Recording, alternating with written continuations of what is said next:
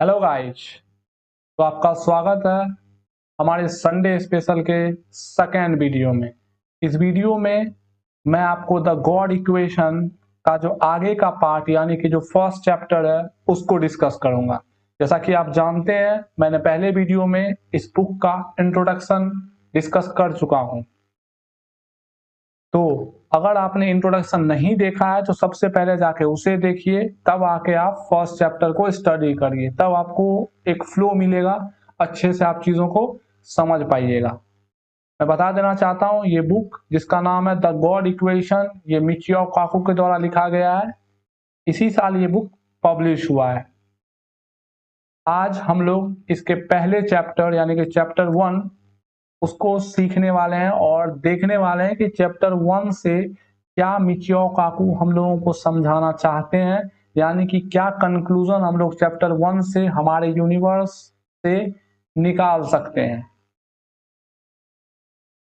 ये सीरीज हर संडे को वीडियो इसमें अपलोड होता है जिसमें हम लोग डिफरेंट डिफरेंट बुक्स को स्टडी करते हैं जो कि साइंटिफिक बुक्स होते हैं।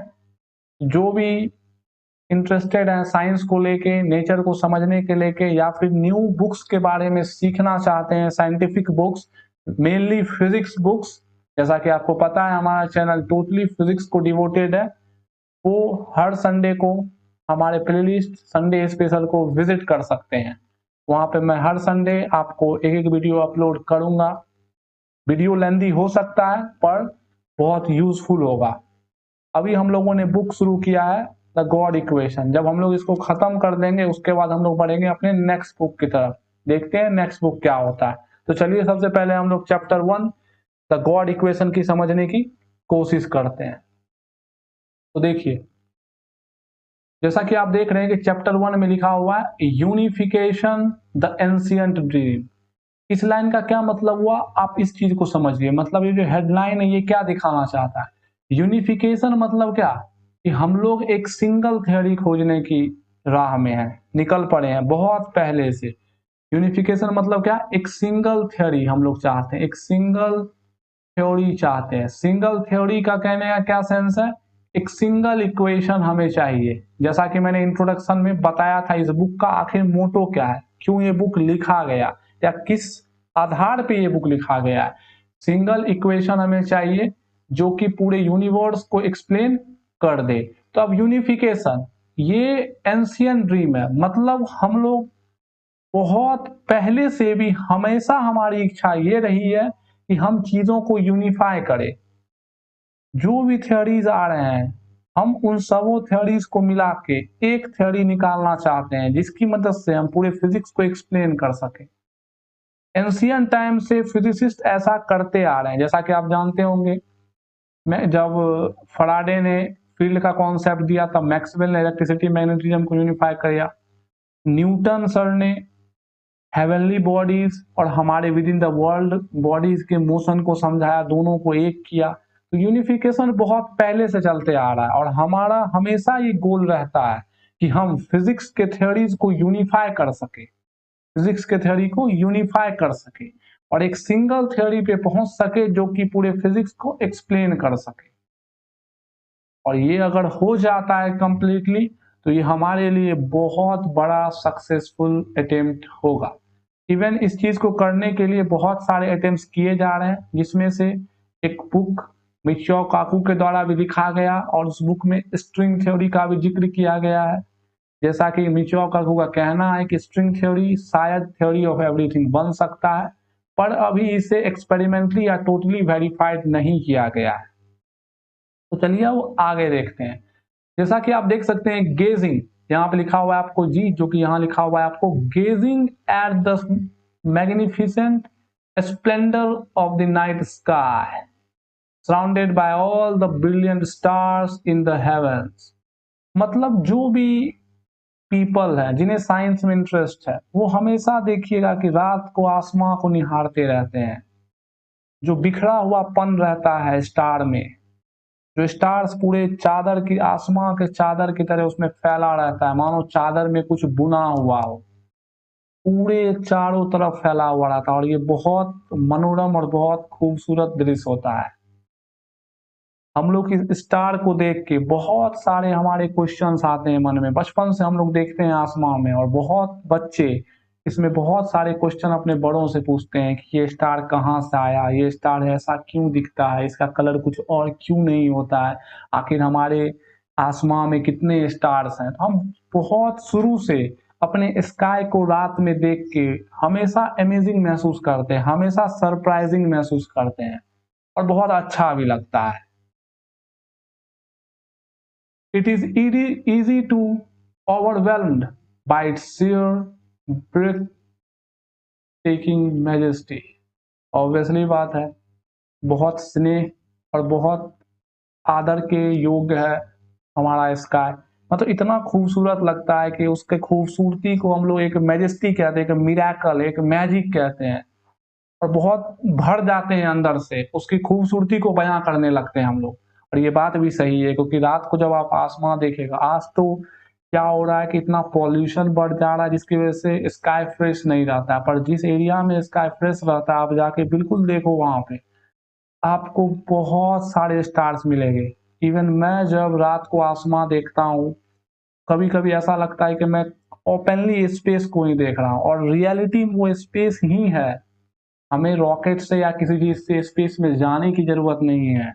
अगर आपके पास एक खूबसूरत इमेजिनेशन है, और अगर आप एक साफ रात में बैठे हुए हो, आप बिल्कुल स्पेस को ही देख रहे हो, और उसके खूबसूरती से आप बहुत अमेज्ड होते हो हमेशा। Our concern turn to some of the most mysterious question of all। उस स्टार को देख के हमेशा हमारे दिमाग में बहुत क्वेश्चंस आते हैं।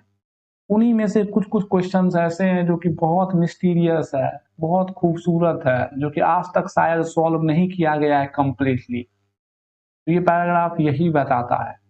वो क्वेश्चन क्या है? Is there a grand design to the universe? क्या इस यूनिवर्स का एक डिजाइन है?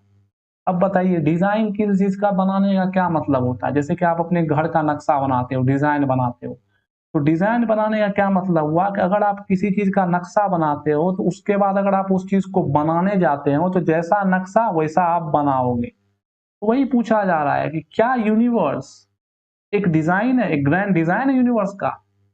क्या यूनिवर्स एक चॉइस से बना है कि ऐसे तैसे ही यूनिवर्स बन गया है? कि हमारा यूनिवर्स एक चॉइस है, एक खास रूप में बना हुआ, एक खास रूप में ढला हुआ है? क्यों ऐसा सोचा जाता है? क्योंकि जो लॉज हैं, देखते हैं हम लोग हर जगह वैलिड हो रहा है, डिफरेंट डिफरेंट लॉज को स्टडी करते हैं, तो हमें ऐसा लगने लगता है कि हमारा यूनिवर्स कुछ स्पेसिफिक लॉ से मिल के बना हुआ है। इस तरह गेम, आपका गेम क्या होता है, डिफरेंट लेवल्स होता है, उसी तरह हम लोग के डिफरेंट थियरीज आते हैं, हम लोग अपने लेवल को अप करते चलते जाते हैं। तो गेम एक डिजाइन है, उसी तरह क्या हमारा यूनिवर्स का भी एक ग्रैंड डिजाइन है? मतलब क्या हमारा यूनिवर्स का एंड हमें पता चल सकता है कभी? क्या फ्यूचर पता चल सकता है? क्योंकि एक डिजाइन का आप एंड से स्टार्ट से एंड तक जान सकते हो। क्या उसी तरह हम अपने यूनिवर्स के बारे में हर चीज जान सकते हैं? और क्या यूनिवर्स वैसे ही इवॉल्व होगा जैसे उसका डिजाइन फिक्स है? तो अगर डिजाइन फिक्स है, पहले तो ये पूछना पड़ेगा कि क्या यूनिवर्स का ग्रैंड डिजाइन है भी या नहीं है। बात समझ में आ रही है? How do we make sense of a seemingly senseless cosmos? वाह, कह रहा है कि how do we make sense, कैसे हम लोग एक सेंस बनाएंगे ऑफ सीमिंगली सेंसलेस कॉस्मोस। ये जो हमारा कॉस्मोस है, कॉस्मोस का मतलब होता है यूनिवर्स, ब्रह्मांड। ये जो हमारा कॉस्मोस है, ये सेंसलेस कॉस्मोस, सेंसलेस कहने का क्या सेंस है, इस चीज को समझिए। सेंसलेस मतलब क्या? जैसे एक आदमी को कहते हो वो सेंसलेस व्यक्ति है, मतलब वो कोई रिस्पॉन्ड नहीं दे रहा है आपको, वो कोई चीज को सेंस नहीं कर सकता है, वो चीज को ना इफेक्ट करता है ज्यादा, ना वो किसी चीज से इंटरेक्ट उतना हो जाता है, उसी को हम लोग जनरली सेंसलेस कहते हैं। तो यहाँ पे भी कह रहा है कि कैसे हम लोग एक सेंसलेस कॉस्मोस, यानी कि हमारे जैसा नहीं है, पर फिर भी हम लोग उसके बारे में जानना चाहते हैं। जैसे कि व्यक्ति क्या होता है, हम लोग किसी आदमी के बारे में जानते हैं, तो वो हमारे जैसा होता है, तो हम लोग उसको समझ लेते हैं, हम लोग उसको पढ़ लेते हैं।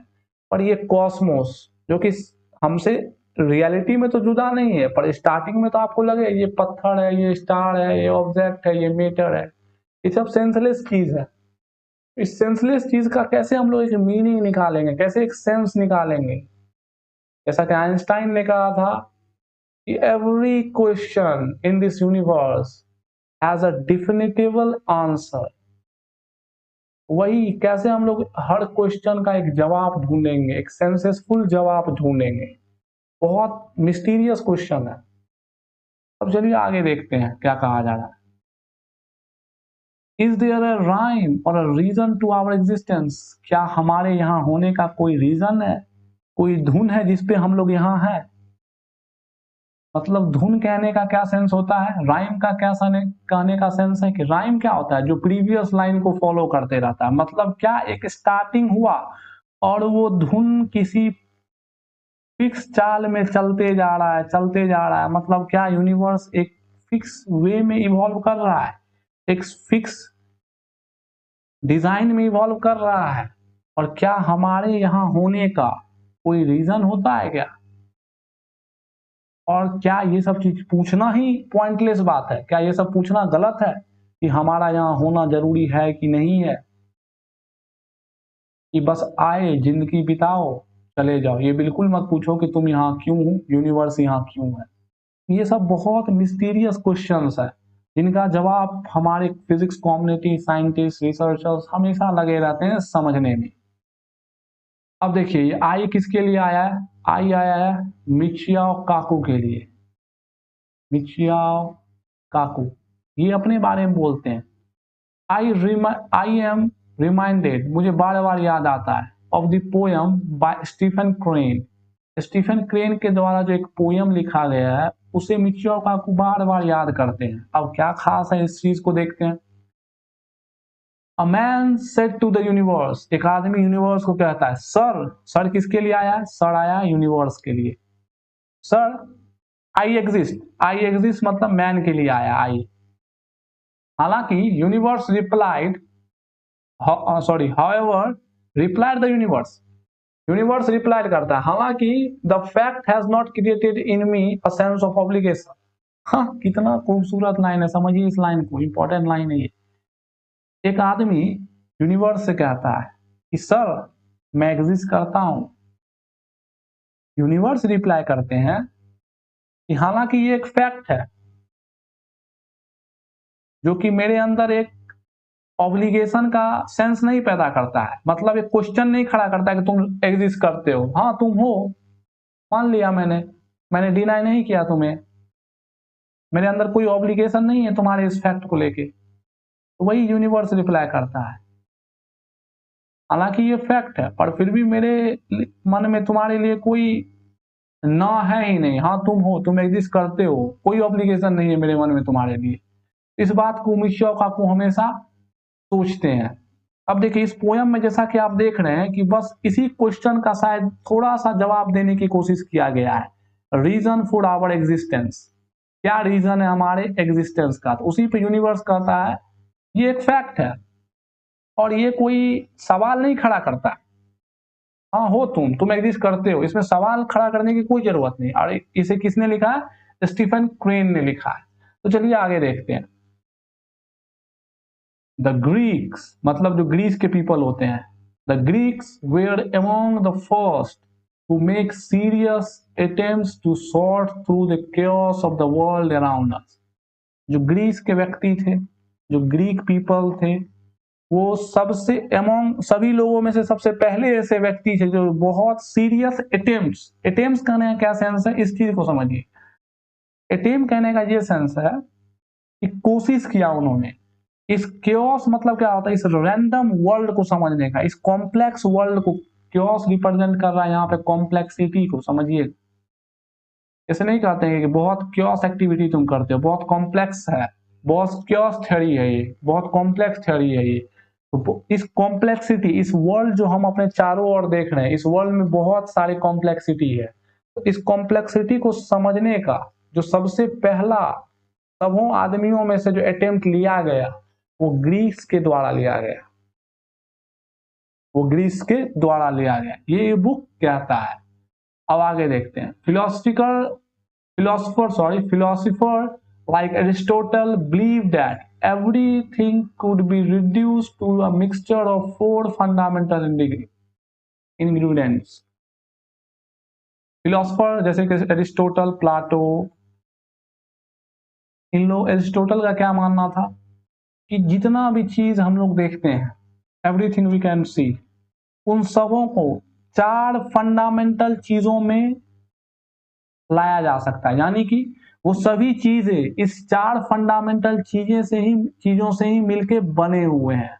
वो सभी चीजें इन चार फंडामेंटल चीजों से ही मिलके बने हुए हैं। अब वो चार फंडामेंटल चीज क्या है, उस चीज को देखिए। अर्थ यानी कि भूमि, यानी कि धरती, एयर हवा, फायर आग, एंड वाटर।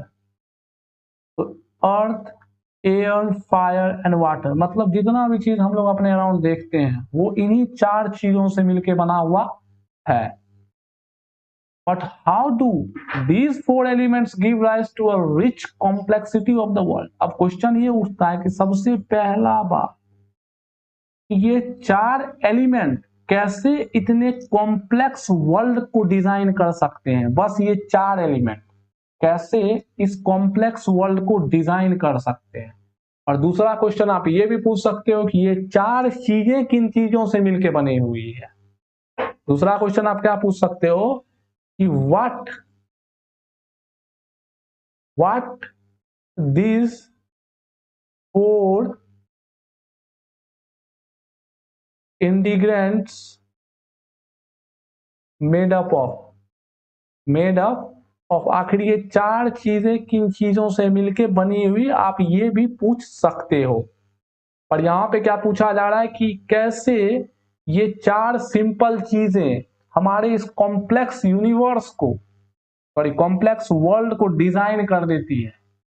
अब आगे कहा जा रहा है कि the Greeks propose at least to answer to this question, मतलब ये जो सवाल है कि आखिर इतना सिंपल चीज इतने कॉम्प्लेक्स वर्ल्ड को कैसे डिजाइन करती है। जो ग्रीक फिलोसफर है वो इस पे दो जवाब देते हैं। चलिए देखते हैं वो दो जवाब क्या है।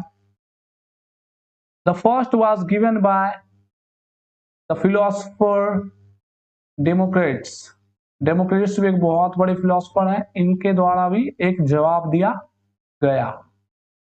Even before the Aristotle, even Aristotle से पहले, ही बिलीव दैट, कौन, डेमोक्रेट्स, किसके लिए आया, डेमोक्रेट्स के लिए आया। He believe that everything could be reduce to tiny invisible indestructible particles he called atom। देखिए इन्होंने बहुत खूबसूरत वर्ड का डिस्कवरी किया, एटम। मतलब डेमोक्रेट्स जो थे उन्होंने कहा कि जो कुछ भी आप अपने वर्ल्ड में देख रहे हो सब एक बहुत सूक्ष्म, ना दिखने वाला और ना टूटने वाला पार्टिकल से मिलके बना हुआ है, जिसका नाम है, जिसका मतलब है एटम। एटम का मीनिंग होता है इनविजिबल इन ग्रीक में एटम का मतलब होता है इनविजिबल। तो ये डेमोक्रेट्स का कहना था कि जो चीज आप अपने अराउंड देखते हो वर्ल्ड में वो एटम से मिलके बना हुआ। और ऐसा हम लोग थोड़ा जानते भी हमारे अपने मॉडर्न थ्योरीज में कि ये बात सच है। अब एटम के अंदर भी बहुत चीज है, वो तो बाद की बात है, पर एटम एक फर्स्ट स्टेप हो सकता है किसी मेटर का बिल्डिंग ब्लॉक के बारे में सोचने में। बिल्कुल सही बात है। अब देखिए द क्रिटिक्स, हालांकि पॉइंटेड आउट, क्रिटिक्स मतलब क्या हुआ, व्यंग करना। अब देखते हैं किस पे व्यंग किया जा रहा है। However, pointed out the direct evidence for atoms was impossible to acquire because they were too small to be observed। मतलब अब क्रिटिक्स इस बात पे हो रहा था कि यार एटम इतना छोटा है, हम लोग इसको डायरेक्ट तो कभी भी ऑब्जर्व नहीं कर सकते हैं, तो ये फिर इसका एग्जिस्टेंस इससे बना हुआ है, ये चीज समझ नहीं आ रहा है। इसी बात को लेके इस थ्योरी पे क्रिटिक्स था। थ्योरी क्या था कि डेमोक्रेट्स ने कहा था कि जो भी चीज आप अपने अराउंड देख रहे हो वो सब एटम से मिलके बना हुआ है। अब इस पे क्रिटिक्स हो रहा था। वो क्रिटिक्स क्या हो रहा था कि चलिए इस बात को आप अगर कह रहे हैं तो एटम को हम ऑब्जर्व कैसे करेंगे, कैसे इसको एक्सपेरिमेंटली वेरीफाई करेंगे। और तभी हमारे पास वैसे इंस्ट्रूमेंट भी नहीं थे जो इस चीज को वेरीफाई करे। but Democrats could point out compelling and indirect evidence. But जो डेमोक्रेट्स थे उन्होंने इनडायरेक्टली समझाया इस बात को कैसे ये एटम से मिलके बना रह सकता है, कैसे ये एटम से मिलके बना रह सकता है। इनडायरेक्टली, डायरेक्ट तो नहीं समझाए पर इनडायरेक्टली इन्होंने समझाया। आप देखते हैं क्या समझाया। उन्होंने कहा, ये क्या कौन कह रहे हैं, डेमोक्रेट्स कह रहे हैं, कंसीडर्ड अ गोल्ड रिंग, एक गोल्ड का रिंग कंसीडर करो। चलिए गोल्ड का रिंग कंसीडर कर लेते हैं, मान लेते हैं हमारे पास ये गोल्ड एक रिंग है। तो एग्जाम्पल के रूप में, over the years the ring begins to wear down. Ring क्या होता है, वियर डाउन होने लगता है। मतलब क्या, धीरे धीरे क्या होने लगता है, आप जानते हो ना कि जंग लगने लगता है, धीरे धीरे खत्म होने लगता है उसका material. Something is being lost, कुछ तो गायब हो रहा है ना, कुछ तो आखिर गायब हो रहा है ना भाई। ये जो रिंग, मान लो कि आज ये रिंग, चलो ऐसे हम लोग रिंग बना देते हैं, आज ये रिंग जो था कुछ कितना मोटा था, आपका रिंग कुछ इतना मोटा है। अब ये रिंग धीरे धीरे समय के साथ क्या हो रहा है, पतला होते जा रहा है। ये रिंग क्या होते जा रहा है, पतला होते जा रहा है।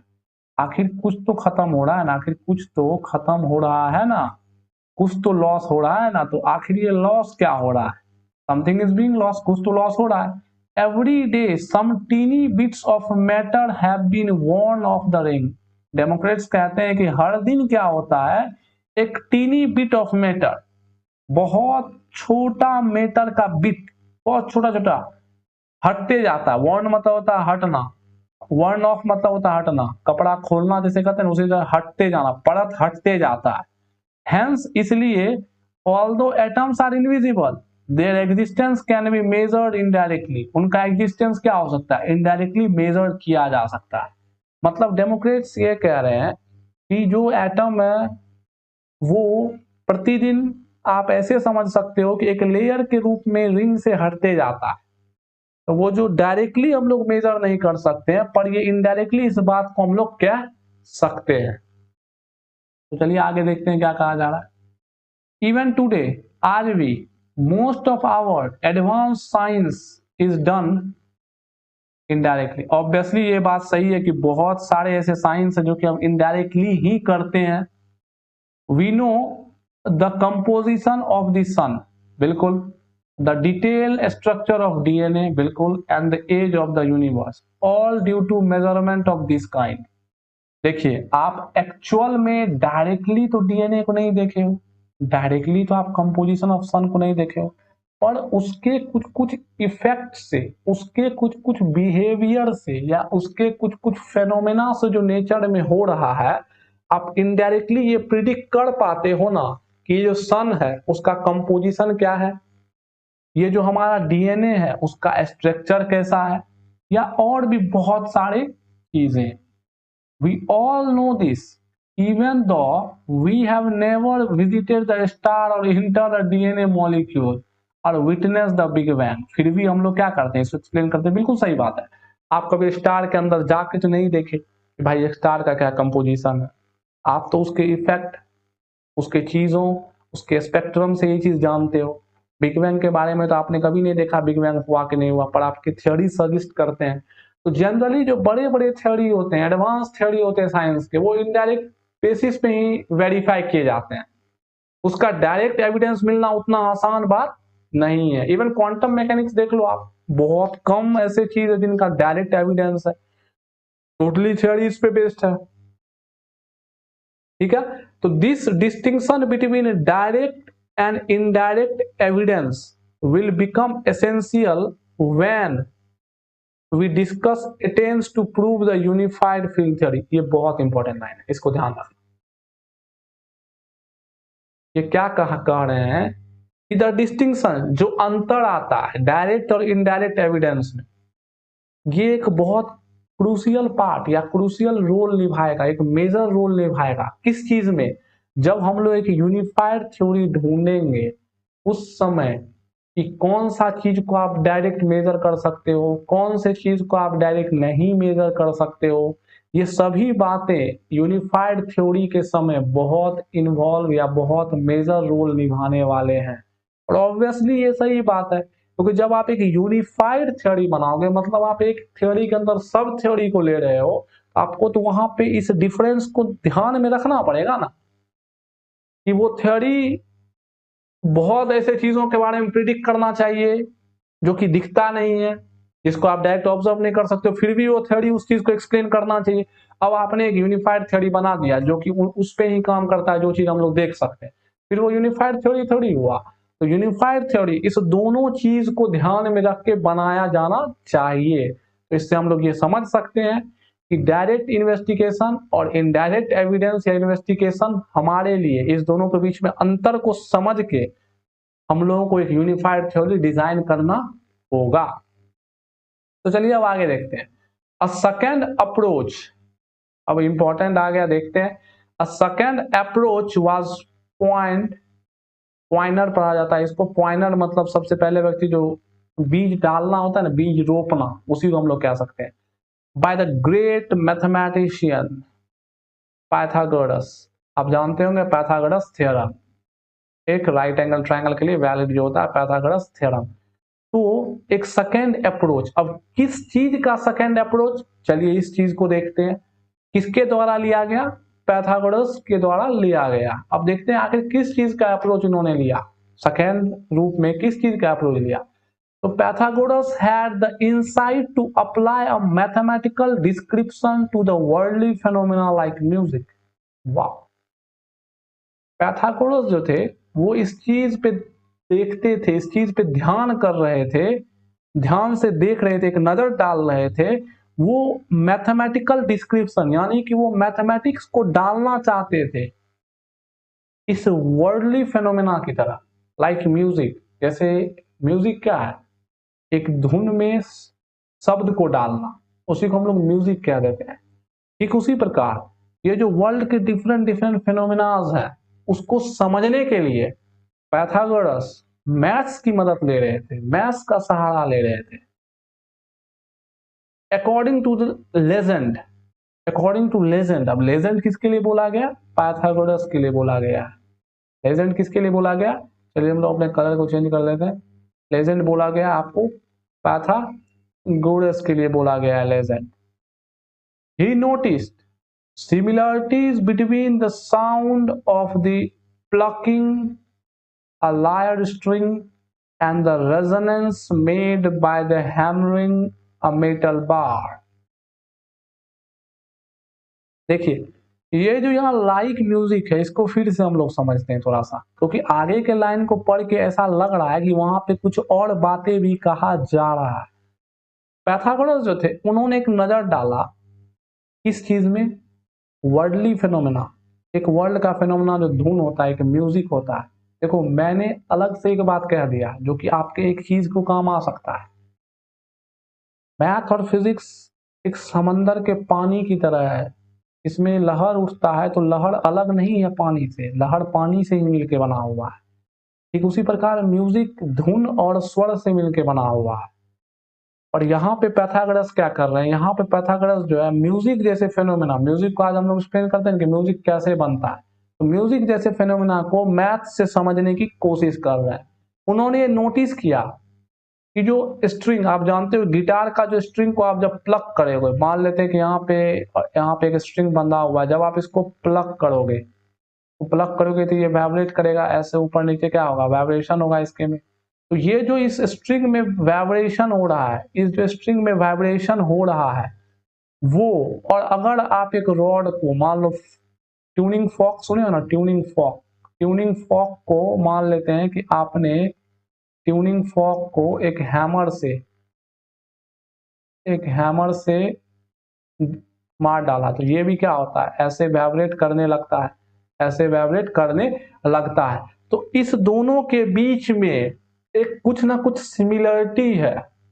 He found that they created musical frequencies। जी हाँ, क्या सिमिलरिटी है कि दोनों जो है म्यूजिकल फ्रीक्वेंसी क्रिएट करते हैं, that vibrated with a certain ratio, जो कि कुछ खास अनुपात में ही वाइब्रेट कर रहे हैं, कोई भी अनुपात में वाइब्रेट नहीं कर रहे हैं। वो जो फ्रीक्वेंसीज है वो कुछ खास रेशियो में वाइब्रेट कर रहा है।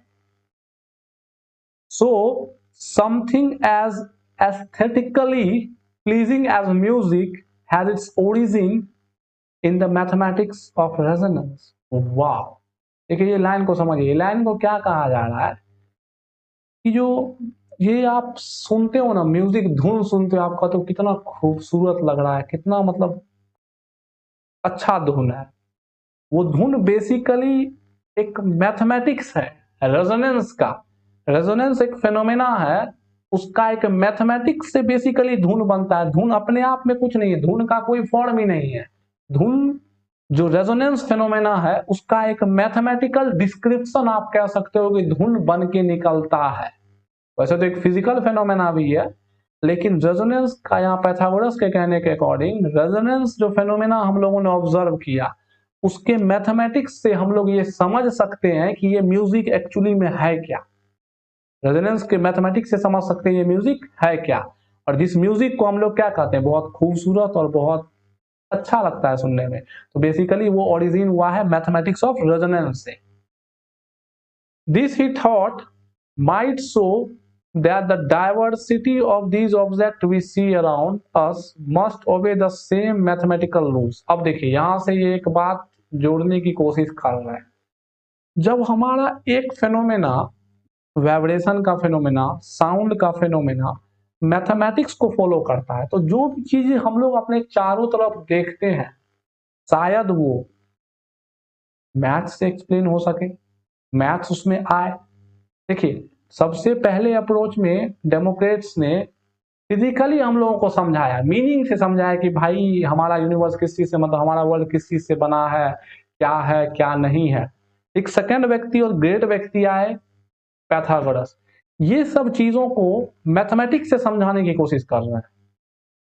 अभी तक हम लोग इस चैप्टर के सेंट्रल रोल पे नहीं पहुंचे। यूनिफिकेशन कहाँ दिख रहा है, अभी नहीं दिख रहा। अभी हम लोग हिस्ट्री को स्टार्ट कर रहे हैं, आगे कैसे चल रहा है चीजें। तो इन्होंने एक सेकेंड अप्रोच अपनाया, इसका मैथमेटिकल अप्रोच, मतलब चीजों को किस चीज से एक्सप्लेन करना ये चाह रहे हैं, मैथमेटिक्स से एक्सप्लेन करना चाह रहे हैं। तो चलिए अब आप देखते हैं आगे क्या होता है। सो at least two great theories of our world emerged from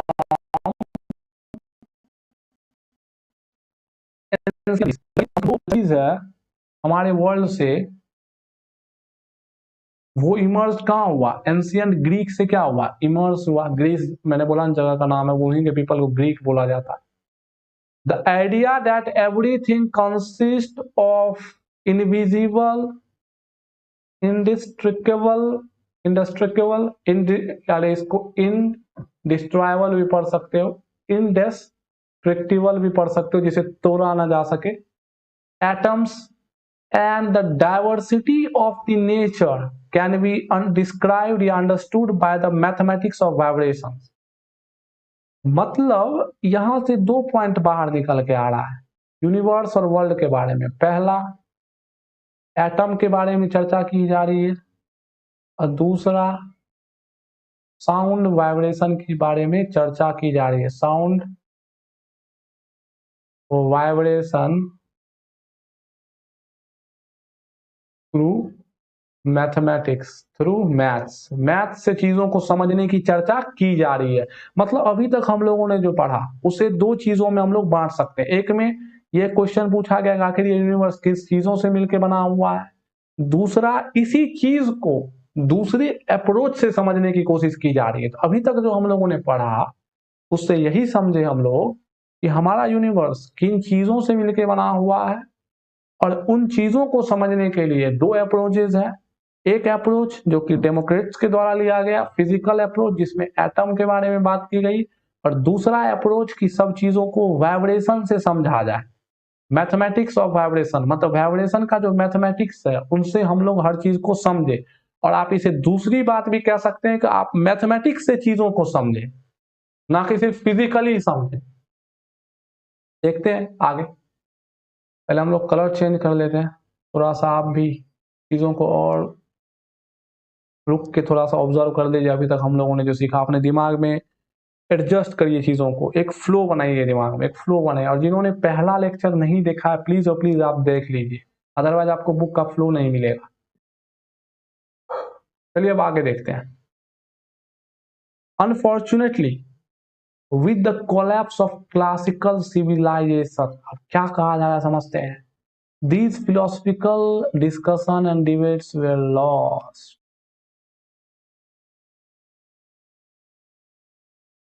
दुर्भाग्यवश with the collapse of classical civilisation, जो पुराने हम लोग के रीति रिवाज, जो मानवीय रूप थे पुराने, उनके चले खत्म हो जाने की वजह से ये जो फिलोसफिकल आइडिया सोचते हैं हम लोग, फिलोसफिकल डिबेट जो करते हैं, फिलोसफर जो थे, फिलोसफर वो जो डिबेट करते एक दूसरे से, एरिस्टोटल, डेमोक्रेट्स, प्लाटो, ये जो डिबेट करते थे ये सब खत्म हो गया। क्यों? क्योंकि क्लासिकल, अब लोग साइंस की तरफ बढ़ रहे थे, अब लोग मैथमेटिक्स की तरफ बढ़ रहे थे, तो इन सब बातों पे सिर्फ विश्वास करना अब लोगों के लिए जरूरी उतना नहीं लग रहा था।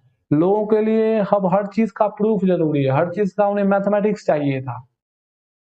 वही कहा जा रहा है, धीरे धीरे आइडियाज, फिलोसफिकल आइडियाज डिस्कशन धीरे धीरे खत्म हो रहे हैं। The concept that there could be a paradigm explaining the universe was forgotten for almost 1,000 years. अब देखिए क्या कहा गया, लाइन को समझिए। लाइन कहा जा रहा है कि द कॉन्सेप्ट दैट, मतलब ये लॉस्ट कहने का क्या सेंस है, इस चीज को समझिए। मैंने तो एक आपको मीनिंग बताया, अब ये बुक क्या मीनिंग कहता है इस चीज को भी समझिए कि the concept that there could be a paradigm explaining, मतलब कुछ ऐसा पवित्र चीज या कुछ ऐसा आस्था वाला चीज होगा, आस्था वाला चीज होगा जो कि एक्सप्लेन करता होगा यूनिवर्स को, या इस चीज को आप ऐसे समझिए, जो आस्था वाला चीज यानी कि जो फिलोसफिकर का जो फिलोसफिकर, अरे बाबा, जो फिलोसफर थे उनका जो मानना था, मतलब यहां हम लोग कह सकते हैं कि जो फिलोसफर का अंडरस्टैंडिंग था वही यहाँ पे दिखाया जा रहा है। जो फिलोसफर्स का अंडरस्टैंडिंग था एक्सप्लेन करने का यूनिवर्स को, वो बहुत दिनों तक ये जो एक रीति चला हुआ था कि फिलोसफर आते थे, एक्सप्लेन करते थे, चीजों को समझते थे और आगे थ्योरीज को बढ़ाते थे, ये एक कल्चर चल चुका था, एक रीति चल चुका था, ये हजारों साल तक भुला दिया गया। उसके बाद धीरे धीरे धीरे धीरे इन सब चीजों को क्या हुआ, भुला दिया गया। Darkness spread over the western world, जो पश्चिमी दुनिया थी उनमें चारों तरफ अंधकार छाया हुआ था। अंधकार in the sense, in the field of, in the field of science, science के फील्ड में एकदम अंधकार सा छाया हुआ था। And scientific inquiry was largely replaced by the belief in superstition, magic and sorcery. देखिए मैंने बोला ना कि जो साइंटिफिक इंक्वायरी थी, अब लोग बिलीव नहीं करते थे उन बातों पे, उन फिलोसफिकल आइडियाओं पे, उन फिलोसफिकल आस्था पे बिलीव नहीं करते थे। अब लोग पूरी तरह से साइंटिफिक हो चुके थे, यानी उन्हें हर बात का एक मीनिंग चाहिए, प्रूफ चाहिए, एक मीनिंग चाहिए और एक मैथ्स चाहिए, तभी वो मानने वाले थे। उससे पहले अब वो मानने वाले ही नहीं थे। तो जैसे जैसे क्लासिकल सिविलाइजेशन खत्म होते गया, लोग साइंस की तरफ बढ़ने लगे, लोग साइंटिफिक अप्रोच अपनाने लगे, लोग प्रूफ पे जाने लगे, लोग मैथमेटिक्स पे जाने लगे। अभी तक हम लोगों ने देखा कि हमारा यूनिवर्स, हमारा वर्ल्ड, फिलहाल के लिए तो हमारे वर्ल्ड को यूनिवर्स माना जाता था, कि हमारा वर्ल्ड किन चीजों से मिलकर बना हुआ है। उसके दो तरीके थे, एक तो डेमोक्रेट्स के द्वारा एटम और दूसरा वाइब्रेशन पैथागोरस के द्वारा दिया गया, जिनमें वो मैथमेटिक्स को इन्वॉल्व कराए। और जो फिलोसफर थे वो हमारे वर्ल्ड को और इसके डिफरेंट डिफरेंट नेचुरल फिनोमिना को समझने में बहुत समय व्यतीत करते थे। पर धीरे धीरे जैसे सिविलाइजेशन क्लासिकल खत्म होने लगा, लोगों का अंधविश्वास यानी कि सिर्फ बातों पे से विश्वास हटते गया, सिर्फ बातों पे से विश्वास हटते गया, बातों पे से विश्वास हटते गया। वो इस जादू उदू पे विश्वास नहीं करते थे। कोई बोल, जैसे कि कोई आके बोल दिया ये इस वजह से होता है, बॉल नीचे गिरता है इस वजह से, क्योंकि बॉल को गिरने का मन है, तो इन सब चीजों पे विश्वास नहीं किया करते थे तब लोग। अब लोग को प्रूफ चाहिए, उनका एक लिटरल मीनिंग होना चाहिए आपके एक्सप्लेनेशन के पीछे। तो देखिए कैसे हमारा दुनिया, मतलब हमारी दुनिया कैसे धीरे धीरे डेवलप करती है। चलिए अब आगे देखते हैं क्या है।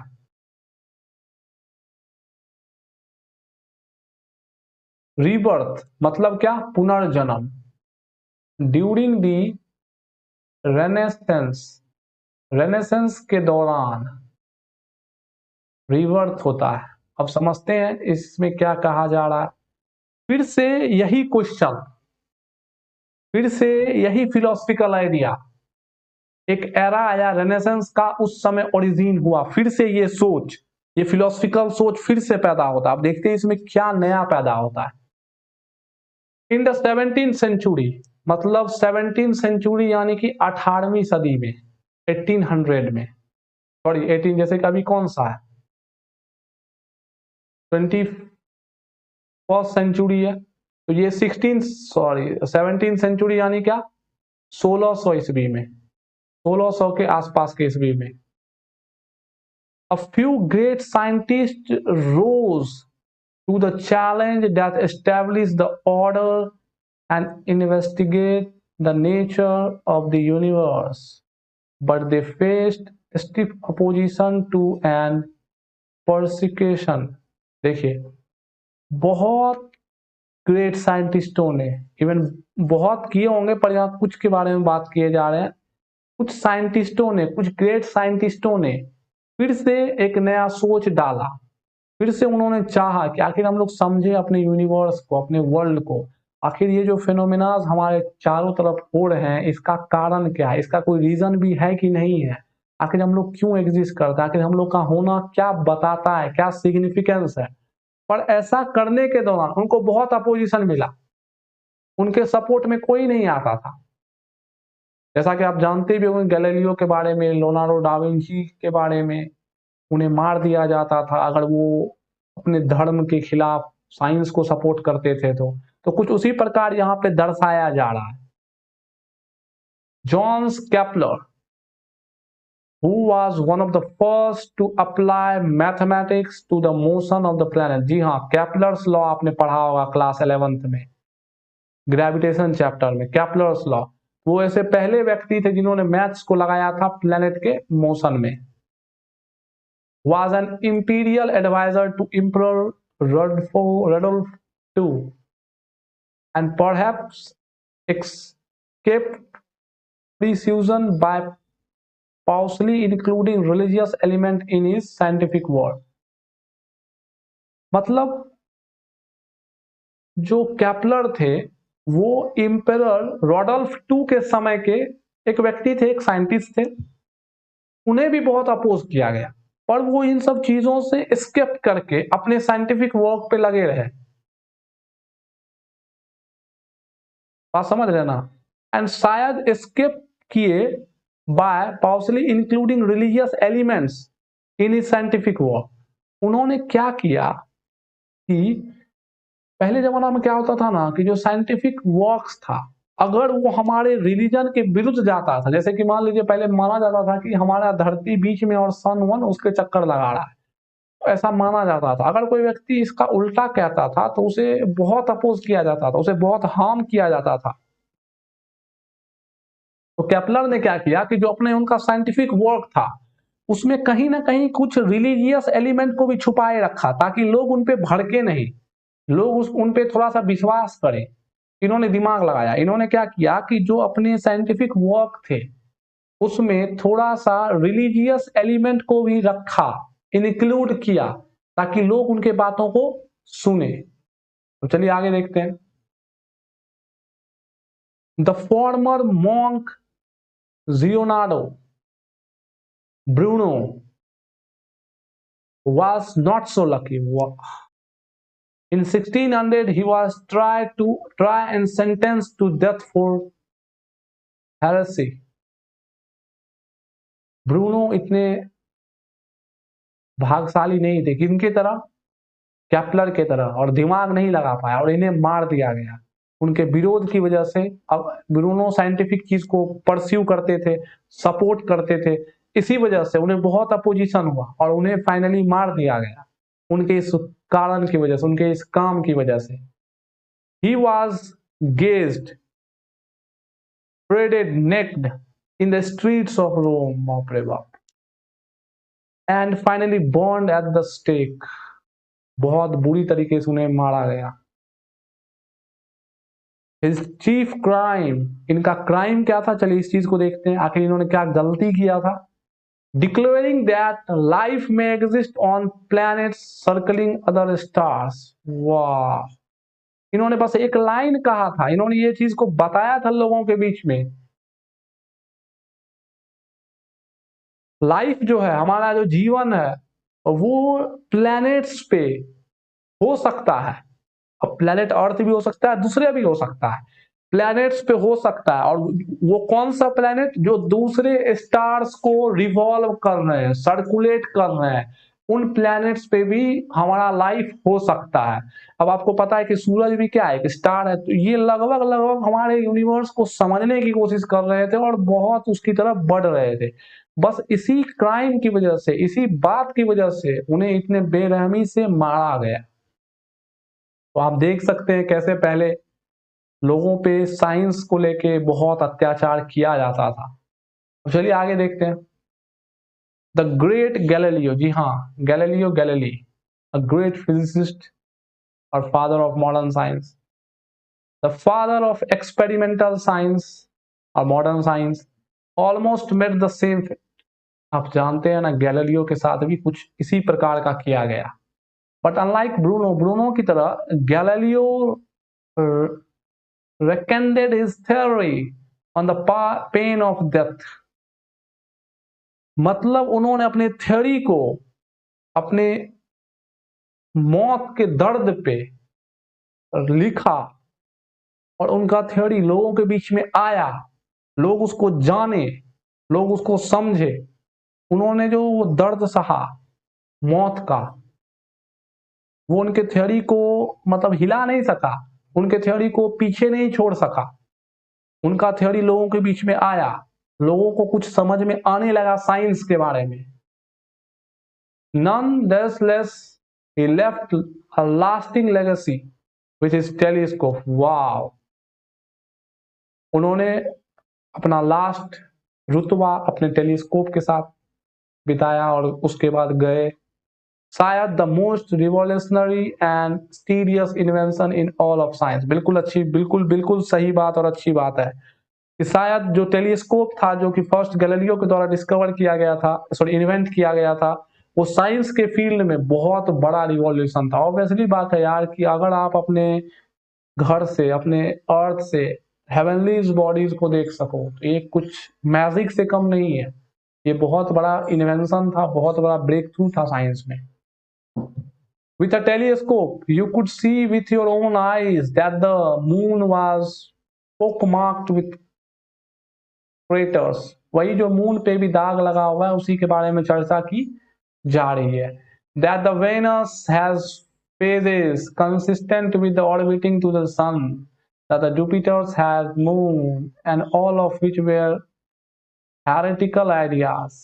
और उन समय इन सब चीजों को एक बहुत ही हेरेटिकल, मतलब होता है सिंपली आप समझ सकते हो कि विरोधी आइडिया, मतलब जो उनके एथिक्स को विरोध करे, उनके बिलीफ को, वो जो अंधविश्वास में बिलीव करते थे उनको विरोध करने वाले ये सब आइडियाज थे कि जुपिटर को मून है, मतलब वेनस मूव कर रहा है सन को, चांद पे दाग है, बहुत सारी बातें, साइंटिफिक बातें उस समय हेरेटिकल आइडियाज में आते थे क्योंकि वो लोगों के बिलीफ को अपोज करते थे। तो जैसा कि आप देख रहे हैं कि पुराने जमाने में अगर हम लोग साइंस की तरफ बढ़ रहे थे तो हमें बहुत अपोजिशन मिला, हमें बहुत स्ट्रगल करना पड़ा। और आज हम लोग स्ट्रगल करते करते करते करते करते करते आज हम लोगों ने इस पे विजय पाया और आज पूरी दुनिया साइंस पे आधारित है। साइंस के अकॉर्डिंग चलती है और साइंस का इतना महत्व दिया जाता है। इसलिए हर काम को करने के पीछे बहुत कुर्बानी दी गई है, बहुत स्ट्रगल किया गया है। हर काम का अपना एक इम्पोर्टेंस है। चलिए आगे देखते हैं। Sadly he was placed under house arrest, isolated from visitors, eventually went blind. उन्हें अकेला घर में बंद कर दिया गया, कोई नहीं आया। धीरे धीरे वो क्या हो गए, अंधे हो गए। It was said because he once look directly at the sun with his telescope. ऐसा इसलिए क्योंकि उन्होंने अपने टेलीस्कोप से सूर्य को देख लिया। Galileo died a broken man, but that very year that he died, a baby was born in the England who would grow up to complete Galileo's and Kepler's unfinished theory, giving us a unified theory of heavens. Wow, marvelous! देखिए, जब Galileo मरे, टूटे हुए मरे, उन्हें मतलब बहुत बुरा लगा। वो साइंटिफिक डिस्कवरीज को किए पर वो टूटे हुए मरे, टूटे व्यक्ति थे। बट जिस साल गैलीलियो मरे, उस साल इंग्लैंड में एक बच्चा पैदा हुआ जो कि गैलीलियो और केपलर के थ्योरीज को यूनिफाइड, जो उनके अधूरे थ्योरीज थे जो वो करना चाहते थे, उनको पूरा किया और एक यूनिफाइड थ्योरी बनाया। किसका? हेवेंस का। हेवेंस का कहने का मतलब क्या? देखिए, मैंने बोला ना कि यूनिफाइड थ्योरी एंशियंट टाइम से ही चलते आ रहे हैं। तो सबसे पहला यूनिफिकेशन जनरली अगर आप कहिएगा तो वो न्यूटन ने किया। उन्होंने यूनिवर्स में हेवनली बॉडीज का फिनोमेना को हमारे with in the world bodies के फिनोमेना से इंटरकनेक्ट किया।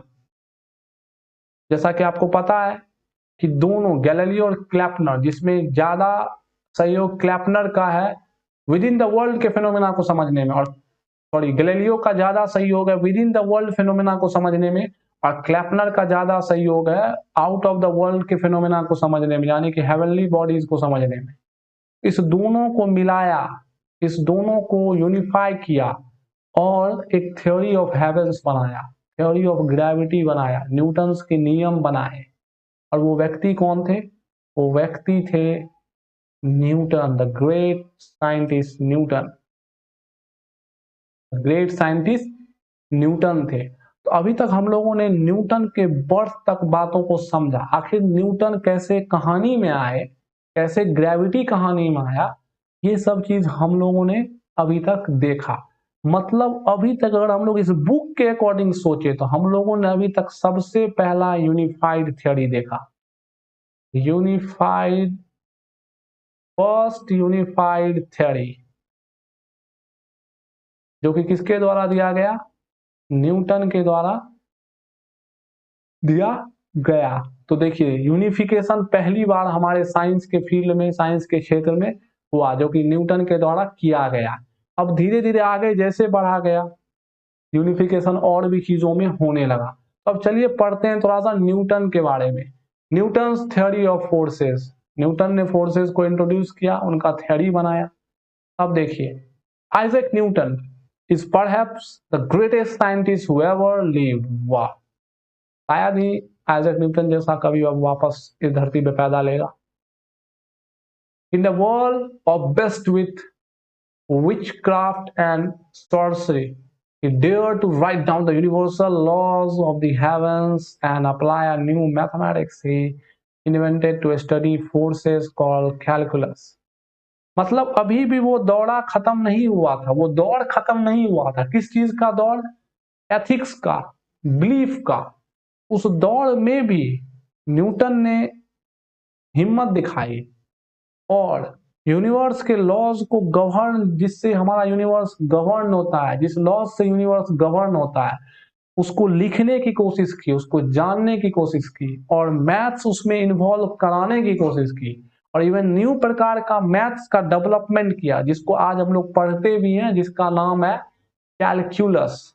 जी हाँ, कैलकुलस। न्यूटन के साथ एक और साइंटिस्ट ने किया था, लेब्निज। अभी हम लोग न्यूटन के बारे में सिर्फ देख रहे हैं, तो कैलकुलस का उन्होंने इन्वेंशन भी किया था। As physicist Steven Weinberg has written, जैसा कि फिजिसिस्ट स्टीवन वेन बोंग ने लिखा है, it is with Isaac Newton that the modern dream of a final theory really begins. वाह, रियली एग्जैक्ट लाइन लिखे हैं इन्होंने। सच में आइजैक न्यूटन की ही वजह से एक सपना, भाई एक ना एक दिन हमारे पास एक यूनिफाइड थ्योरी होगा, एक ना एक दिन हमारे पास एक सही में एक फाइनल थ्योरी होगा जिससे हम हर चीज को एक्सप्लेन कर सकते हैं। ये स्टार्ट ही हुआ न्यूटन से, और न्यूटन ने ही हमें ये सपना दिया कि हम लोग एक फाइनल थ्योरी की तरफ सोचे। इन इट्स टाइम, मतलब न्यूटन के समय, it was considered to be a theory of everything, that is the theory that describe all the motion. Newton के समय उसे थ्योरी ऑफ एवरीथिंग कहा जाता था, क्योंकि वो जितने भी प्रकार के मोशन थे सबों को एक्सप्लेन करता था, चाहे वो प्लैनेटरी मोशन हो या आपका डेली लाइफ में कोई मोशन हो, तो हर चीज को क्या करता था, एक्सप्लेन करता था। एट फर्स्ट इसे बोला गया जाता था उस समय थ्योरी ऑफ एवरीथिंग। देखिए, इन बुक्स को समझाने के दौरान कई बार मेरे से मिसप्लेस हो जाता है, वर्ड मिसप्लेस हो जाता है। आप मेरे स्टेट को समझ पा रहे होंगे, मैं रेगुलरली लगातार इन सब चीजों को समझाता हूँ, तो तेजी की वजह से क्या होता है, कभी कभी वर्ड मिसप्लेस हो जाता है। आप मेरे इनसाइट, अपने मेरे व्यू को समझने की कोशिश करें और इस बुक को समझने की कोशिश करें, और ये बुक क्या समझाना चाहता है इस चीज को आप खुद अपने पॉइंट ऑफ व्यू से एनालाइज करें। मैं कुछ इस बुक का पॉइंट ऑफ व्यू रख रहा हूँ और कुछ अपना पॉइंट ऑफ व्यू रख रहा हूँ जो मैंने भी सीखा है और जो ये बुक सिखाना चाहता है। आपसे ये गुजारिश है कि आप इन सब चीजों को समझें, उसके बाद कुछ अपना भी पॉइंट ऑफ व्यू रखें, तभी आपका फायदा है इस सब चीजों को करने का। ठीक है, तो चलिए आगे बढ़ते हैं। It all began when he was 23 years old, मतलब जब न्यूटन 23 साल के थे तब ये सब चीज स्टार्ट हुआ। Cambridge university was closed because of the black plague, तभी प्लेग फैला हुआ था।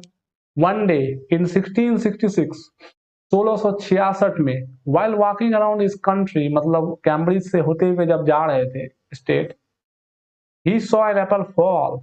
Then he asked himself a question that would after the course of human history, मतलब एक बहुत बड़ा क्वेश्चन ह्यूमन हिस्ट्री में पूछा गया। क्यों?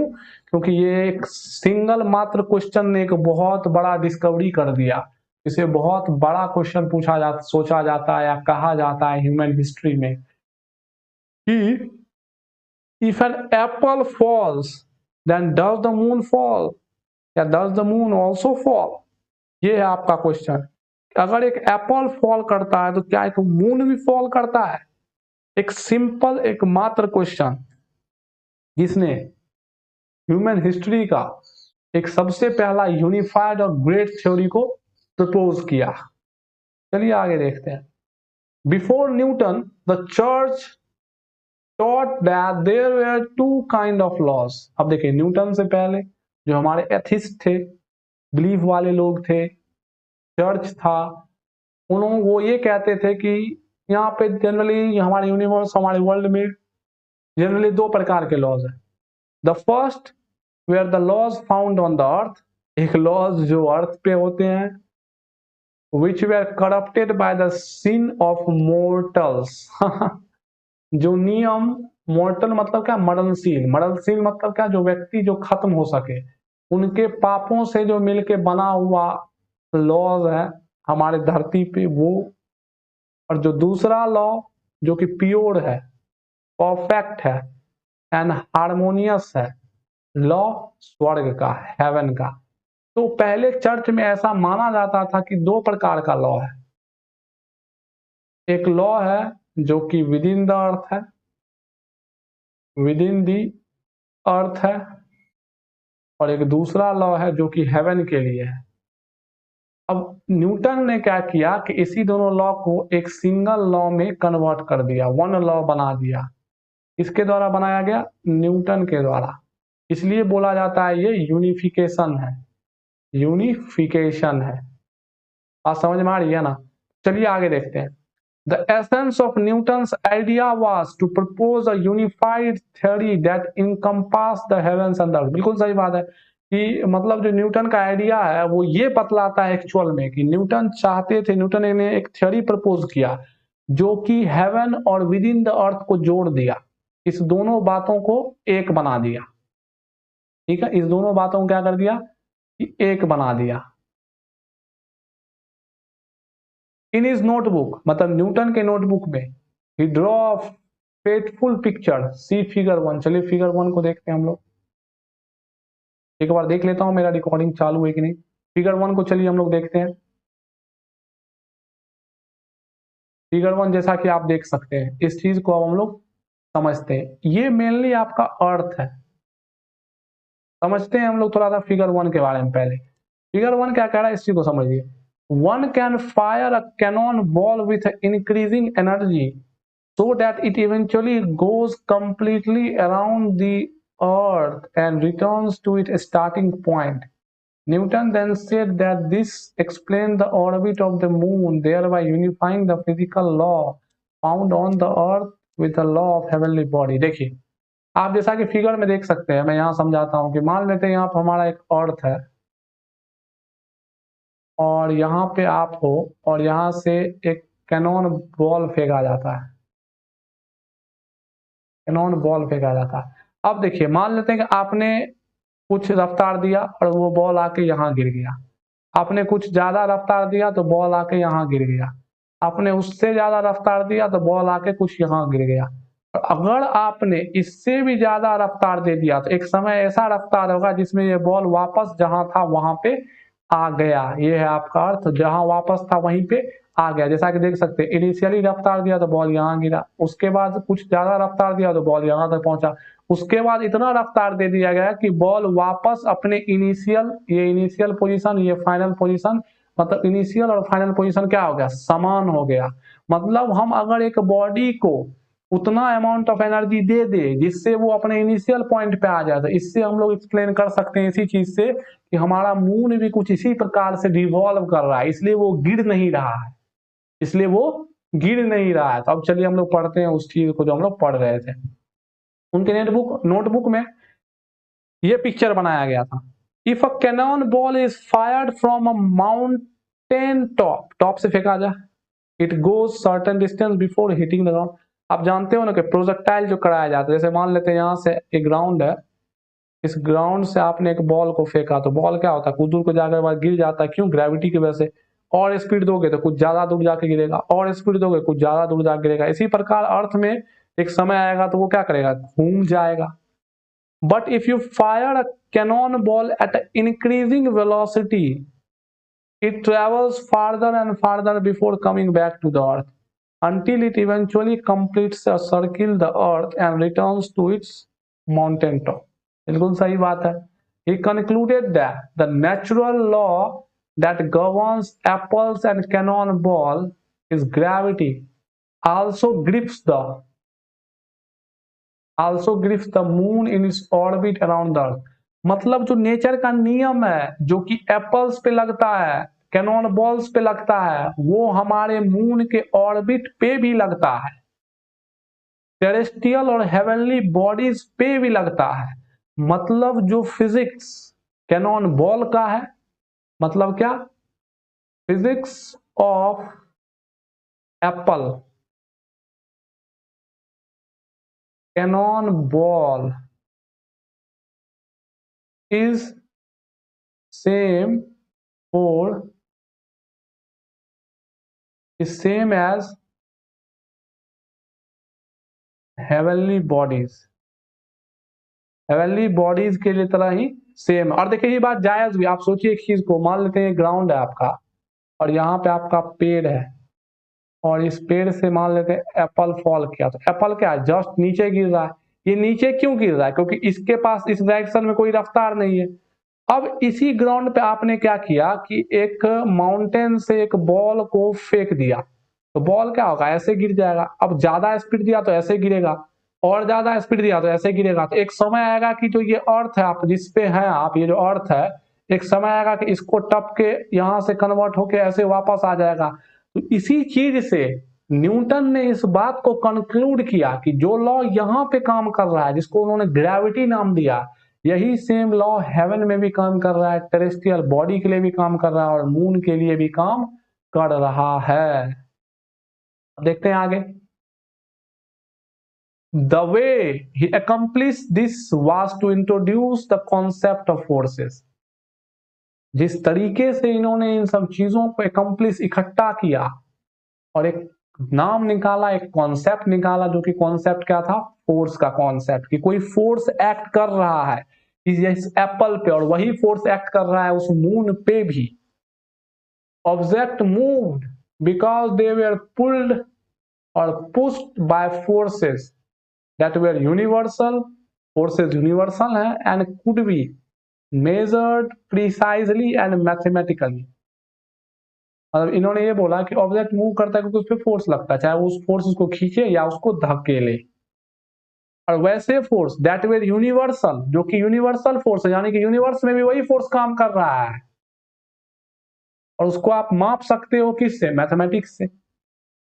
Previously some theologian thought that the object move because of desire। हाँ वही, ये एक फिलोसफिकल आइडिया था पहले, ये एक फिलोसफिकल आइडिया था और एरिस्टोटल जमाने का आइडिया था कि ऑब्जेक्ट मूव करता है क्योंकि उसका अपना इच्छा है और ऑब्जेक्ट नीचे गिरता है क्योंकि उसको इच्छा है कि वो अर्थ से चिपके रहे, अर्थ से जुड़े रहे। ये फिलोसफिकल आइडिया था, पर न्यूटन ने इसको नकारा। न्यूटन बोले ऐसा कुछ नहीं, वहां पे एक फोर्स एक्ट कर रहा है और वो फोर्स उसको खींच रहा है और ये ऐसा ही सेम फिनोमेना मून पे ही लगता है। तो न्यूटन का ऐसा मानना था। बात समझ में आ रही है ना? 10 Newton introduce the key concept of unification. Obviously बात है कि जो न्यूटन ने ही पहला व्यक्ति है जिन्होंने यूनिफिकेशन का सपना हमारे दिमाग में डाला, हमारे सोच में डाला। But Newton was a notorious private man and kept much of his work as a secret. पर न्यूटन ने जो बहुत सारी डिस्कवरीज की उन्हें केप्ट रखा, उन्हें सीक्रेट रखा, उन्हें लोगों से नहीं दिखाया। अब अगर आप सीरीज देखोगे यूट्यूब पे न्यूटन सर का, आपको दिखेगा कि वो 5-5 साल, 6-6 महीना, 10-10 महीना तक घर से नहीं निकलते थे, बहुत प्राइवेट रहते थे। अब इनका क्या कारण था, आप सीरीज में आप उनके बुक से समझ सकते हो। मेनली रॉबर्ट हुक भी इसके एक कारण बने। He had few friends, was incapable of small talk, and was often immersed in bitter priority battles with other scientists about his discovery। हाँ, ये कहते हैं कि इनके कुछ कुछ दोस्त थे जो कि छोटे छोटे बातों को नहीं कर पाते थे और प्रायः क्या होता था कि जो इनका डिस्कवरी था ना, उस पे व्यंग कसते थे अपने दोस्तों के बीच में, जो कि इन्हें शायद पसंद नहीं था और इसलिए वो बहुत ज्यादा बाहर नहीं जाते थे, पब्लिक मीटिंग्स को हेल्ड नहीं करते थे, क्योंकि उस समय पे एथिक्स माना जाता था, उस समय पे साइंटिफिक चीजों की चर्चा नहीं की जाती थी और ये पूरी तरह से साइंटिफिक थ्योरी को लाने में थे, इन्हें अपोजिशन मिलता था।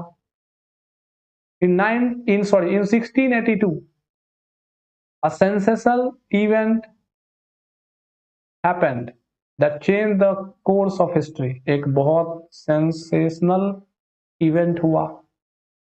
A blazing comet sailed over the London, मतलब एक लंदन से होके एक कॉमेट पास किया।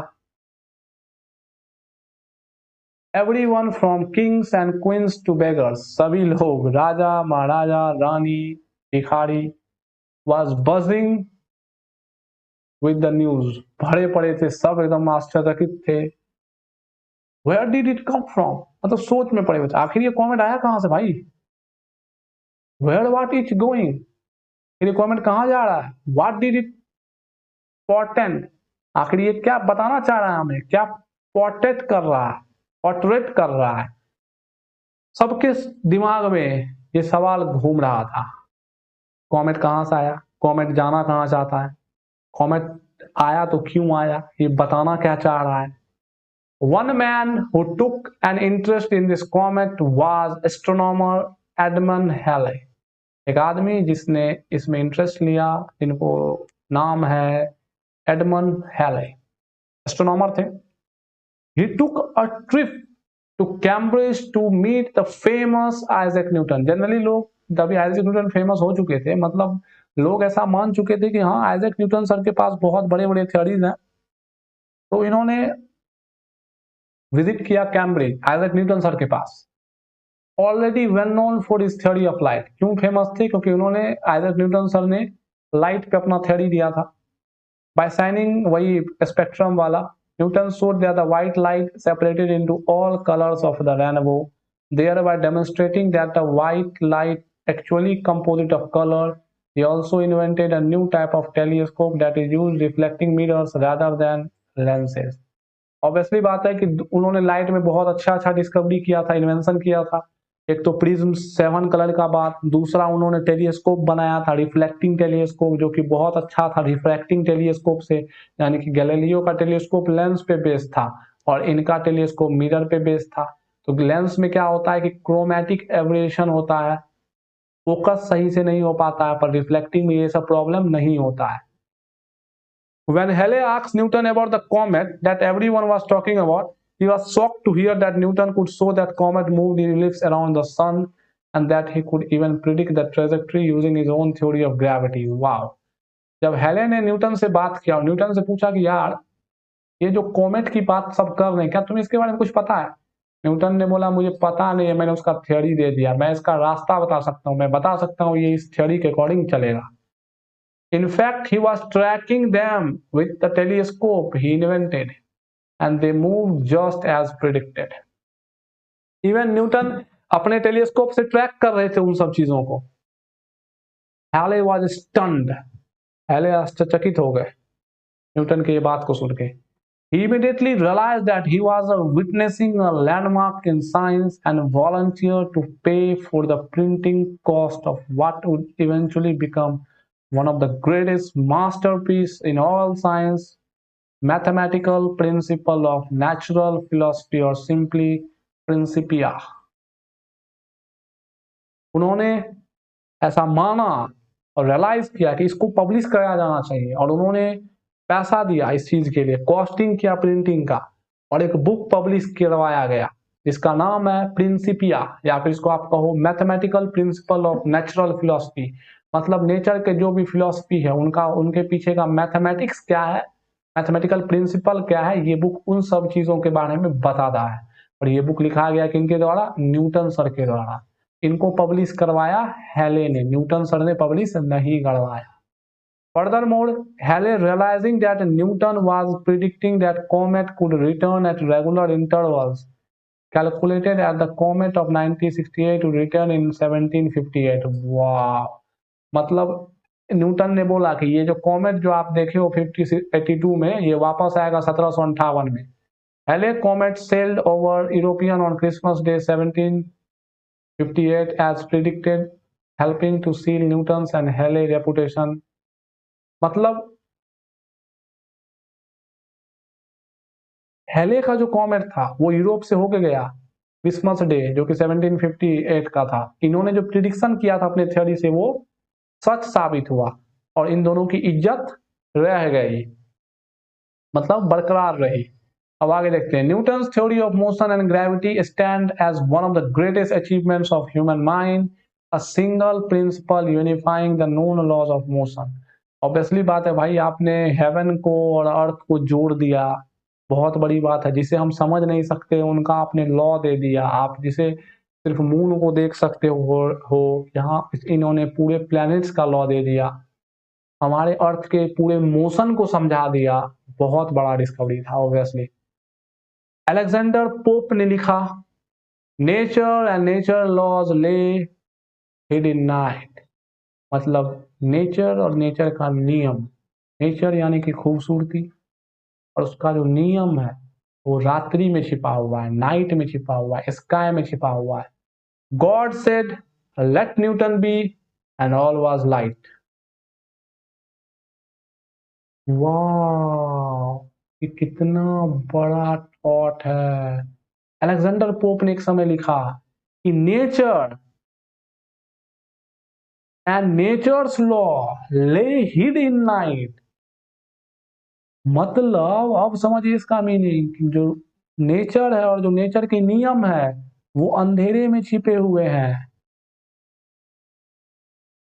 गॉड कहते हैं लेट न्यूटन बी, मतलब न्यूटन को आने दो, सब कुछ पे उजाला हो जाएगा।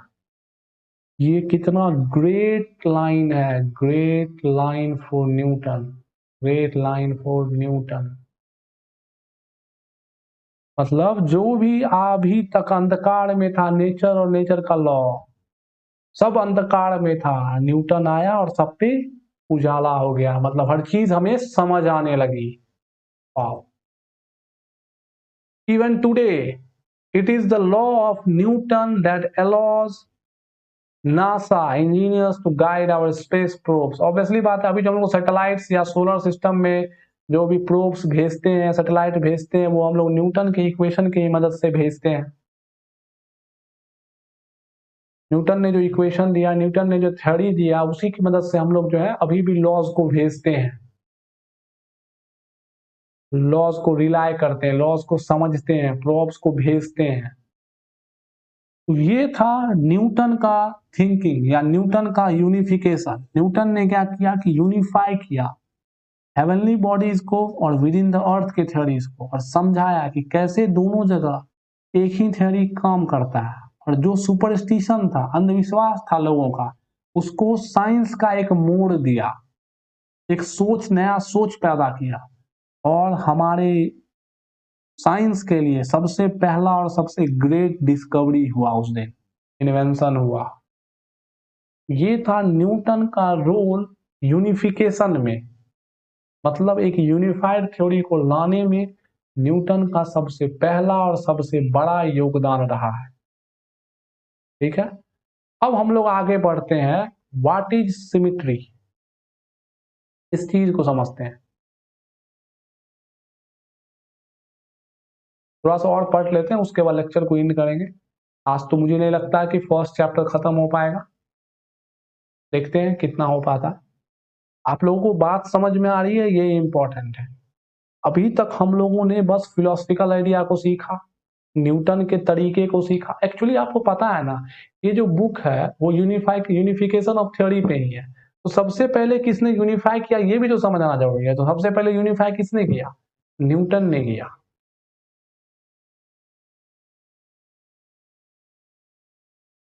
ठीक है, सबसे पहले जो यूनिफिकेशन है किसने किया, न्यूटन ने किया। अब देखिए, हम लोग सिमिट्री में अगर देखते हैं तो सिमिट्री को हम लोग बाद में ही पढ़ते हैं, वो ज्यादा सही रहेगा, अदरवाइज आपके लिए बहुत ज्यादा हो जाएगा कंटेंट। हम लोग सिमिट्री को अगले लेक्चर में पढ़ेंगे, मतलब अगले संडे को डील करेंगे। देखिए, बुक का खत्म करना इंपॉर्टेंट नहीं है, बुक आपको फील के साथ समझ आए, ये ज्यादा इंपॉर्टेंट है। आप चीजों को ग्रास्प कर सको, आप चीजों को समझ सको, चीजों से सोच सको, ये ज्यादा इंपॉर्टेंट है, ना कि मैं बुक पढ़ते जा रहा हूँ, खत्म करते जा रहा हूँ, ये इंपॉर्टेंट नहीं रखता। इसलिए जो आगे के टॉपिक्स हैं वो हम लोग अगले संडे में पढ़ेंगे। ऐसा है कि एक चैप्टर 2 संडे में कंप्लीट होगा, अगर 7 चैप्टर है तो 14 संडेज में, 2-3 महीना में हमारा चैप्टर एक बुक कंप्लीट होगा। आप अपना पढ़ाई करते रहो, और हमारे चैनल पे और भी फिजिक्स के बहुत सारे कंटेंट आते हैं, आप उन्हें देखा करो, उनसे सीखो। कुछ दिनों के बाद देखते हैं और इस पे क्या डाला जा सकता है। तो आज के लिए इतना ही है। आप इस फर्स्ट चैप्टर के पहले यूनिफिकेशन की तरफ बढ़ चुके हैं, आपने एक स्टेप ले लिया है किधर की तरफ, यूनिफिकेशन की तरफ। मतलब ये जो बुक है the God equation, the God equation एक डेस्टिनेशन है, एक गोल है, और वो गोल एक रास्ते से होके जाता है। अब आप उस रास्ते पे चुके हो, अब आप उस रास्ते पे चढ़ चुके हो, आपने एक कदम आगे बढ़ा भी लिया है। मतलब आप उस रास्ते पे कुछ दूरी तय करते हुए सबसे पहले यूनिफिकेशन पे पहुंच चुके हो, और वो कैसे पहुंचा गया, इस चीज के बारे में आपको आइडिया लग चुका है। ये मैं इसलिए कह रहा हूं कि मैं आपको एक मीनिंग देता हूं। आप कहोगे कि सर बुक को रीड करना वो तो हम लोग खुद भी कर सकते हैं, बिल्कुल, अगर आप खुद कर सकते हो, लेकिन मैं एक चीज कहना चाह रहा हूं, मैं ये कोशिश करूंगा कि मेरे थ्रू आप और बेनिफिट ले सको। एक बुक को पढ़ने का क्या मतलब होता है कि आप उस बुक की एक छोर को उठाए और उस बुक के अंतिम छोर को एक दूसरे से अगर आप जोड़ पाते हो, पूरे बुक को अगर आप जोड़ पाते हो, हर चीज जो आगे लिखा है वो पीछे से कैसे जुड़ा हुआ है, अगर इस बात को आप समझ लेते हो तो आपके पास एक फ्लो होता है, और जब आपके पास एक फ्लो होता है तो आपके पास एक क्रिस्टल क्लियर कॉन्सेप्ट होता है। अभी तक हम लोगों ने जो भी पढ़ा यूनिफिकेशन के पहले स्टेप को लेके, वो हमारा पूरी तरह से क्लियर है। मतलब ये जो बुक का मोटो है, हम लोग अभी तक इस बुक के मोटो से नहीं भटके हैं। जनरली साइंस के बुक पढ़ते समय बच्चों को या बहुत लोगों को, मुझे भी अभी दिक्कत आती है, मैं भी सीख रहा हूँ, पर धीरे धीरे मेरी आदत हो रही है। वो क्या आती है कि वो बुक का टॉपिक स्टार्टिंग में पढ़ते हैं कि हाँ बुक लिखा हुआ है a brief history of time, जैसे पढ़ते पढ़ते उन्हें ये पता ही नहीं चलता है कि बुक का जो टाइटल है कैसे थ्योरी बुक के टाइटल को ही लेके चल रहा है। वो बीच में भूल भुलैया में फंस जाते हैं, वो समझ ही नहीं पाते अब बुक कहना क्या चाह रहा है, उनको फील ही नहीं आती है बातों की। तो उसी प्रकार मेरा ये कोशिश रहेगा, इस बुक का जो स्पिरिट है द गॉड इक्वेशन या the quest for the theory of everything, उस स्पिरिट को हम लोग नहीं छोड़े। ये बुक का हर कण हर वर्ड उसी के लिए लिखा गया है। तो हम लोग का ये दायित्व बनता है कि इस बुक के रियल मीनिंग को समझे, इस बुक के रियल स्पिरिट को समझे। मैं तो यहां तक आपको ये कहता हूं कि आप खुद अपने आप से एक सवाल पूछो कि आज तक आपने जो साइंस के बुक्स पढ़े हैं, कितना ऐसा बुक आपने पढ़ा है जिसमें आपने बुक के रियल स्पिरिट को समझा है, मतलब जो बुक एक्चुअल में कहना चाह रहा है उस चीज को समझा है। और हमारी कोशिश क्या है कि हम इस गोल में कि जो बुक एक्चुअल में कहना चाह रहा है, एक्चुअल में सिखाना चाह रहा है, जितना मैक्सिमम हो सके उतना उस चीजों से ले सके।